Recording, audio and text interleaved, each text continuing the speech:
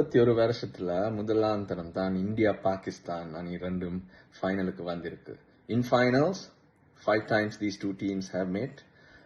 It's 3-2 to Pakistan.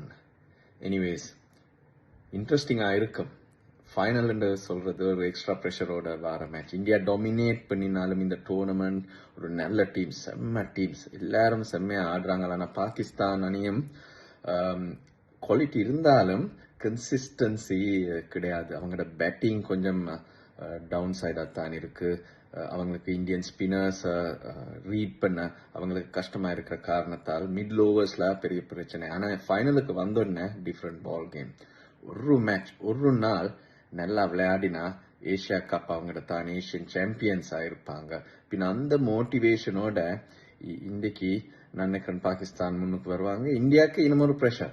எல்லா மேட்சஸும் ஜெயித்து கடைசி மேட்ச் தோத்தாங்களா டோர்னமெண்ட்ல ஒரு வேல்யூம் இருக்காது.